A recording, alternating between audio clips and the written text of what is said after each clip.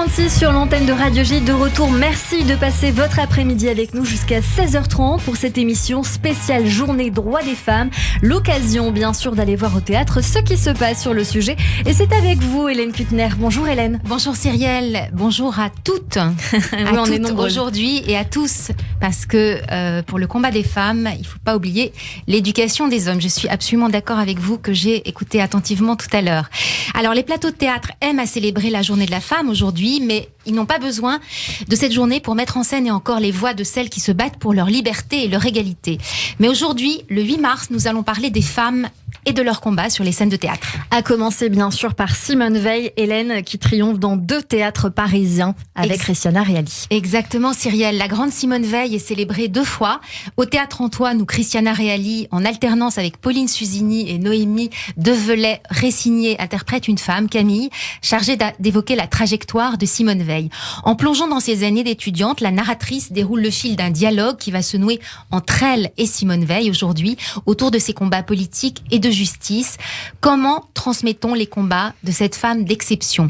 C'est aussi dans et pendant ce temps, Simone Veil, V-E-I-2-L-E, au théâtre du Gymnase, pas très loin, que 3 comédiennes autrices, Magali Bonfils, Hélène Serre et Vanina Sicurani, accompagnées de la chanteuse humoriste Trinidad, s'en donnent à cœur joie pour célébrer en chanson et en musique les plus grands moments de la libération de la femme depuis 1950. C'est drôle, c'est instructif, c'est spirituel.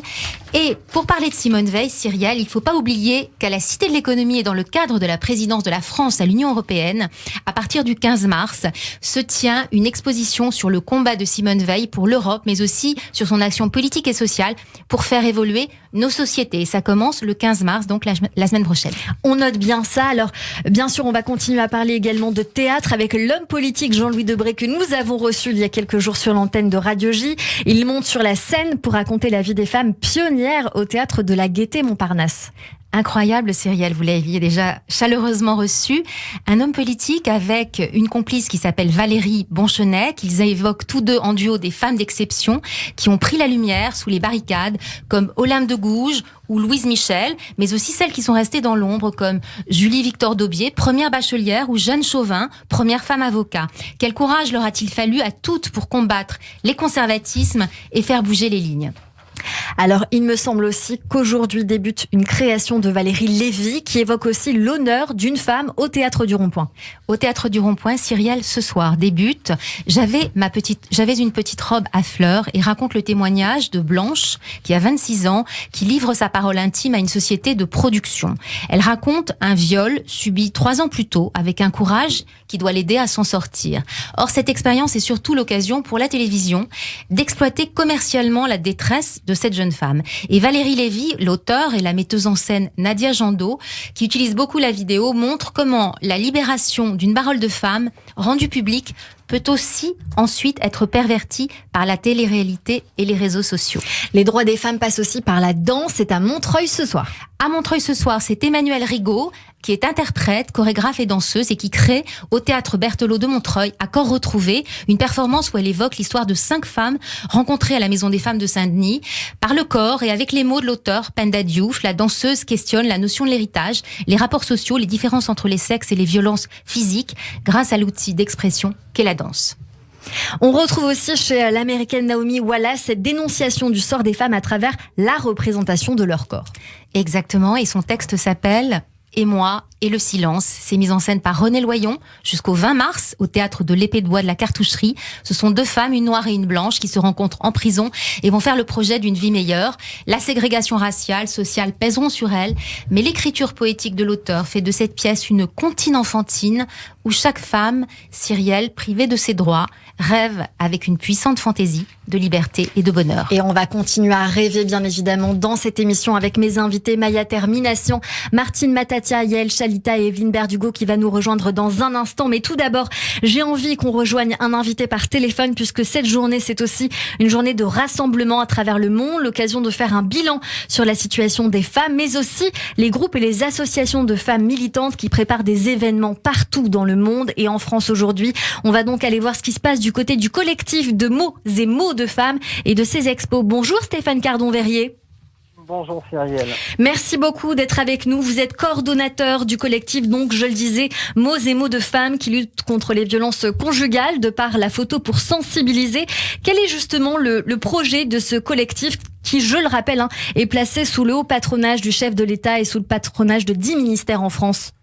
C'est ça, donc notre collectif a donc souhaité sensibiliser autrement contre les violences faites aux femmes avec un projet qui se résume à une vaste campagne de sensibilisation soutenue par plus de 400 célébrités et personnalités. Donc c'est une exposition. Oui, pardon. Oui, je vous en prie, poursuivez, je vous en prie. Donc c'est une exposition qui est là pour sensibiliser, pour informer toute la population de ce que sont les violences conjugales grâce à des panneaux outils pour expliquer le cycle de la violence et les 4 phases notamment, et pour attirer l'attention des personnes, aussi bien des personnes victimes que des personnes auteurs, de leurs réactions et comment elles vivent ces moments conjugaux qui sont parfois complexes, difficiles et qui finalement sont un peu violents. Alors vous avez 3 types d'expositions, elles ont lieu toute l'année? C'est ça. Donc, ça a commencé déjà le 25 novembre dernier. Ça va se poursuivre toute l'année 2022 et certainement 2023 en France, que ce soit en métropole, en Outre-mer et à l'étranger par le biais de nos consulats étrangers. Est-ce que vous pouvez nous dire précisément, Stéphane Cardon-Verrier, ce qu'on trouve sur ces photos? Parce que c'est important pour nous qui sommes en radio d'imager un petit peu ce qu'on retrouve pour sensibiliser les femmes. Et les hommes, bien sûr. Oui, donc il y a 24 photographies, panneaux photographiques, donc des compositions qui sont parfois très marquantes, bouleversantes même, qui vont au-delà des mots, au-delà de la langue même qu'on maîtrise et que l'on comprend. Et le but, c'est que ces photographies vont toucher le cœur, vont toucher la sensibilité des uns et des autres pour parvenir à se dire que ces violences conjugales sont inadmissibles et qu'on est peut-être concerné directement ou indirectement. Un confrère, un collègue, un voisin, une voisine, une sœur, une mère même. Et ça, c'est très important pour sensibiliser et avoir une culture commune de l'aide aux victimes. Alors, ce que je voulais également vous demander, Stéphane Cardon-Verrier, c'est donc il y a 3 types d'expositions. Qu'est-ce qu'on va retrouver aujourd'hui? Alors, il y a 3 expositions, effectivement. L'expographie qui est composée de textes écrits par nos marraines et de photos. L'exposition itinérante, ce sont que des compositions photographiques, il y en a un petit peu plus, il y en a 24. Et on travaille là actuellement sur l'exposition pédagogique qui sera téléchargeable à destination des primaires et des secondaires, parce qu'il est important de sensibiliser dès le plus jeune âge aux violences pour pouvoir, on espère, éradiquer ce chiffre malheureusement trop important tous les ans. Stéphane Cardon-Verrier, vous avez annoncé officiellement le déploiement en Outre-mer. Ça veut dire que depuis aujourd'hui, on peut également voir ces expositions en France, mais aussi en Outre-mer que vous développez. Tout à fait. Alors le 22 février, ça a commencé par Marigot, donc à Saint-Denis. Là, ça se poursuit donc aujourd'hui avec le décalage horaire demain matin, on va dire, à Nouméa, mais c'est présent également à Cayenne, à Pointe-à-Pitre, donc dans l'ensemble de nos territoires ultramarins. Est-ce que à Paris, on peut envisager cette exposition à l'hôtel de ville de la mairie de Paris? Ça serait une belle chose. J'imagine on va y travailler. Oui, si vous êtes placé en plus sous le haut patronage du chef de l'État et de 10 ministères, je pense que ça devrait pouvoir se faire quand même. Oui, alors ce qui est important, c'est que la magistrature nous apporte aussi son concours. Le 25 novembre, on a déployé sur les grilles extérieures des tribunaux judiciaires dans 8 grandes villes de France. Depuis ce jour, on est présent à l'université de Strasbourg et d'ailleurs l'inauguration se fait sous le patronage de Mme Fontanelle, qui est l'ambassadrice et représentante des Français au Parlement de l'Europe.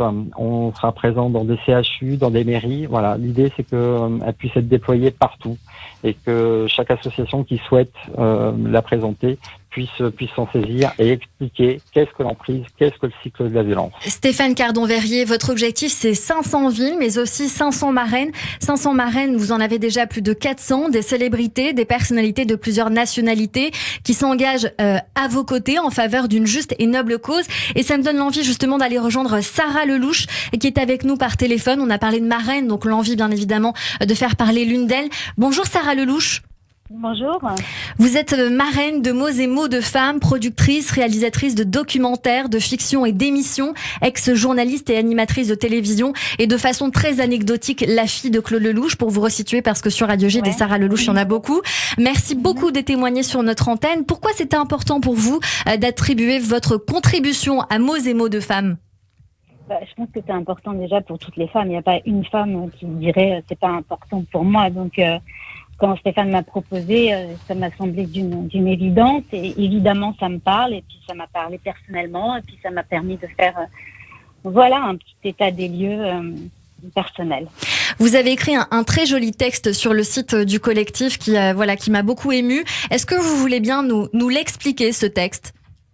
En fait, j'avais vraiment envie de rendre hommage aux femmes qui sont victimes de violences, mais c'est vrai que quand on lit la définition de violence, je pourrais dire que j'en ai également subi. Maintenant, je me sens tellement pas victime, mais je le suis en fait. Et donc j'ai eu envie de rendre hommage à ces femmes en leur disant merci, parce que grâce à vous, on se rend compte qu'on n'est pas totalement fou quand on est victime de violence et qu'on le ressent comme ça.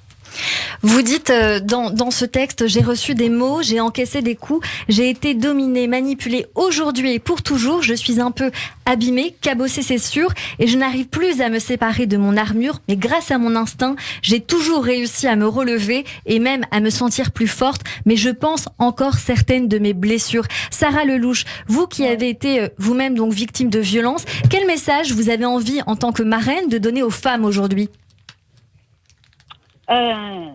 J'ai envie de dire à toutes les femmes de se relever. J'ai envie de dire à toutes les femmes qu'il faut prendre les coups avec, et c'est peut-être choquant, mais positivisme en fait. C'est se dire qu'est-ce qu'on peut en tirer, comment ce coup peut nous donner la force de faire quelque chose d'extraordinaire. Je parle aussi dans ce texte de la fleur de lotus. Elle est sublime et pourtant elle naît dans la boue. C'est incroyable ce que vous dites, Sarah Lelouch, parce que j'entends très souvent dans les discours de femmes, et notamment le discours d'une jeune femme qu'on a eu en novembre dernier sur l'antenne de Radio J, nous expliquer ce chemin de résilience. Alors justement, quel a été le vôtre ? Qu'est-ce qui vous a aidé à vous relever ? Mon instinct. C'est tout simplement mon instinct. Après, mon envie de prouver des choses à des gens qui m'ont fait du mal. Ça, c'est humain, je pense. Et c'est un moteur. Un moteur pour avancer et pour justement que plus jamais. Ah, plus jamais. Alors ça, c'est sûr, plus jamais. Je pense qu'en tout cas, aujourd'hui, je peux dire plus jamais. Et c'est une certitude. Et j'ai envie de dire à toutes ces femmes que quand on décide plus jamais, c'est plus jamais. Merci beaucoup, Sarah Lelouch. Merci beaucoup d'avoir été sur l'antenne de Radio J. Je rappelle donc que vous êtes marraine de Mots et mots de femmes. Merci également à Stéphane Cardon-Verrier, coordonnateur du collectif Mots et mots de femmes qui lutte contre les violences conjugales de par la photo pour sensibiliser, d'avoir été sur notre antenne sur Radio J. Merci Cyrielle. Merci à tous, merci beaucoup. Un coup de projecteur à présent. Il était évident sur notre antenne que nous devions en parler. Le coup de projecteur, c'est sur l'Ukraine, le processus de paix. En ce jour du 8 mars, c'est une journée, je le répète et re-répète, internationale des droits des femmes. Nos pensées sont bien sûr tournées vers les Ukrainiennes. D'abord parce que les femmes et les enfants sont généralement les personnes qui souffrent le plus lors de conflits, mais également parce qu'elles subissent les bombardements, forcées à l'exil, qu'elles prennent les armes, qu'elles prennent les enfants. Les Ukrainiennes sont sur tous les fronts depuis que l'offensive russe a commencé. Seront-elles également invitées à s'asseoir à la table des négociations ? La question se pose, mesdames, puisque vous êtes avec moi autour de la table. Et alors, je voulais mettre en lumière ce film, un film qui s'appelle Des femmes et des hommes. Il est de Frédéric Bedos et il aborde donc la question de la place des femmes dans le processus de paix. Elle y donne notamment la parole à des femmes spécialistes de la prévention de conflits internationaux, l'évolution de nos sociétés, une question fondamentale, l'égalité bien sûr entre les femmes et les hommes, et aborde donc d'un point de vue d'une part historique, économique et culturel ces sujets-là, loin des clichés. Le film fait vraiment prendre conscience que pour faire face aux défis de notre temps, la voie de l'égalité pour tous est la voie du progrès, et c'est l'égalité entre les hommes et les femmes. Le documentaire a été réalisé en 2014. Plus que jamais d'actualité, il a été vu par 50 millions de personnes, présenté aux Nations Unies, à l'UNESCO ou encore à Matignon et à l'Assemblée nationale et aussi à la COP22, des hommes et des femmes, et donc à retrouver notamment à l'achat sur Vimeo. C'est chose faite. Elle est à présent un peu d'humour. C'est avec vous, notre humoriste du jour, une femme, ça fait du bien. Bonjour Nina Azoulay. Bonjour Cyrielle, bonjour à toutes. Alors, on va démarrer cette première chronique avec nous pour parler des femmes. C'est quand vous voulez. Alors aujourd'hui, en cette journée internationale de la femme, on a mis en lumière beaucoup de combats, essentiellement les violences conjugales. Petite anecdote au passage sur la journée de la femme, il paraît que le premier pays à avoir officialisé cette journée, c'est la Russie soviétique. Donc, étonnant. Étonnant, mais vrai. Alors, je ne sais pas si vous réalisez, il a fallu attendre les communistes, la guerre civile, le goulag, pour mettre en place la journée de la femme. Ouais. En France, la journée de la femme est devenue une tradition en 1945. Donc là, il a fallu attendre une guerre mondiale, un génocide, des meurtres de masse. Donc en fait, alors si je comprends bien le concept, dès que les hommes font de la merde, ils donnent une petite compensation aux femmes. En fait, c'est un peu ça le... Donc ah oui, alors pas de panique, du coup, Russie, Ukraine, la menace de guerre nucléaire. Si on suit la logique, c'est juste un complot féministe pour mettre fin aux violences conjugales, hein, d'accord ? Pas de... du coup, on parlait des violences conjugales, Cyrielle. Oui, elles sont évidemment un des principaux combats à mener, hein, on l'a dit, bien sûr. Voilà, donc petit changement d'ambiance là. Mais en même temps, j'ai envie de dire quoi de mieux que l'humour pour faire passer des messages. Vous avez raison. Et alors, j'aimerais rappeler la définition de violence conjugale, parce qu'on en a parlé, mais beaucoup pensent qu'elles sont uniquement physiques, alors qu'en fait, les violences peuvent être aussi mentales. Ouais. Parce qu'on sait combien les femmes peuvent manipuler le cerveau des hommes. Non. Évidemment, elles peuvent être aussi verbales ou psychologiques. Et alors, j'ai lu qu'elles pouvaient même être économiques. Alors, Et oui, c'est ce qu'on s'est dit, cette dépendance financière et ces Ouais. problèmes-là. donc, alors, ça va se traduire par exemple, l'homme qui vérifie l'accès au compte ou bien refuse de donner de l'argent à sa compagne. Bon, après... Bon, vu le montant qu'une femme peut dépenser chez Zara, on peut le comprendre. Faut vraiment pas confondre violence économique et éviter la faillite économique. C'est pas. Mais bon, heureusement, les femmes quand même travaillent de plus en plus et c'est super parce que moi je pense que ça donne un sens à leur vie. C'est vrai, maintenant elles se lèvent à 7h du mat, elles stressent pour emmener les gosses à l'école pour se retrouver dans des embouteillages de fous et elles vont bosser toute la journée pour gagner moins que les hommes. C'est Super. ça, c'est dur. Bah oui. Mais bon, quand on y pense, en fait, les mecs ont tout gagné. C'est-à-dire que maintenant, on fait le ménage, on élève les gosses et on ramène l'argent à la maison. C'est ça, on fait Voilà. tout maintenant. C'est ça, il y a tout. Alors, je devrais peut-être pas dire ça, mais je peux pas m'empêcher de penser que ça avait quand même l'air d'être bien avant de rien foutre toute la journée à la maison. Non. Bon, non, alors, peut-être pas avant, mais aujourd'hui, imaginez avec tout ce qu'il y a. Ah oui. Netflix. Non, mais C'est tu la sais, folie. Uber Eats, Amazon Prime, les téléphones, les ordis, c'est le kiff absolu, non? C'est vrai, vous avez raison. Pourquoi on s'embête à aller travailler en Je sais vérité, pas. Nina? Franchement, je sais pas. En plus, le process, c'est quoi? On va travailler pour gagner de l'argent pour pouvoir rien foutre à la maison ensuite. Ouais. On est d'accord? Mais là, on peut même pas. On peut pas. Et en plus, si t'as un mec qui t'empêche d'accéder à ton argent, ben, putain. Allez, bon, on est mal barré. Comme vous le disiez, les violences sont de différentes natures, Nina, mais il y a un point commun chez ces femmes victimes de violences conjugales. C'est ce qu'on appelle le syndrome de la femme battue. Exactement. En fait, ces femmes, en plus de subir ces violences, elles font face à une société qui les culpabilise beaucoup avec le fameux « pourquoi tu ne l'as pas quitté ?» Alors, heureusement, aujourd'hui, on le voit de plus en plus, on essaie de mieux comprendre les comportements humains. Et on a pu mettre des mots sur cette emprise psychologique dont la femme battue souffre. Ça s'appelle le syndrome de la femme battue. Marketing efficace. Le problème, c'est que maintenant, du coup, on justifie tous les comportements. C'est devenu... Maintenant, si tu rends service à quelqu'un, tu souffres du syndrome de l'infirmière. Hein. Si ton mec ne te rappelle pas dans l'heure, c'est un pervers narcissique. Si t'es déscolarisé, ne t'inquiète pas, tu es juste surdoué. Et si tu pleures quand tes parents meurent, c'est parce que t'es hypersensible. On va même jusqu'à justifier le comportement des hommes violents en leur cherchant des traumatismes. Ah non, mais c'est dramatique. Une fois, j'en ai vu un qui disait le pauvre, ses parents ont divorcé quand il avait 15 ans.